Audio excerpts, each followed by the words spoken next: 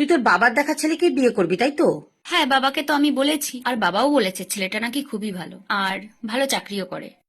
ও আচ্ছা, তা যাকে তুই ভালোবাসতিস তার কি হবে? মা, আমি তো জানতাম না সে খুব গরিব, তাই বাবাও তাকে কোনোদিনও মেনে নিত না, আর সেই জন্যই আমি তাকে কাটিয়ে দিয়েছি, বাড়ি থেকে মানবে না বলে। তার প্রপোজাল যখন অ্যাকসেপ্ট করেছিলিস তখন ভাবিসনি সে তোর স্ট্যাটাসে যাবে কিনা? তখন ভাবিসনি তোর বাবা মেনে নেবে কিনা? তুই একটা ছেলের সাথে ঘুরেছিস ফিরেছিস, আর এখন তাকে আর ভালো লাগছে না সে গরিব বলে? আর যখন তুই জেনেই ছিলিস ও গরিব, ওকে সময় দিতে পারতিস, তুই ওর পাশে আছিস সেটা বলতে পারতিস। তারপর যদি ও নিজেকে তৈরি না করতো তখন তাকে ছেড়ে দিতে পারতিস। সেটা না করে তুই তোর ভালো দেখে তাকে ছেড়ে দিয়েছিস।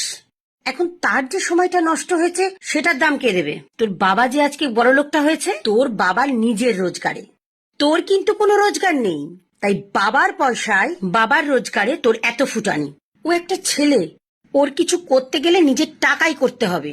তাই তুই যখন ওকে ভালোই বেসেছিলিস তাই তোর উচিত ছিল ওকে সময় দেওয়া। তুই সেটা না দিয়ে ছোট লোকের মতো বাবার দেখানো ছেলেকে বিয়ে করছিস।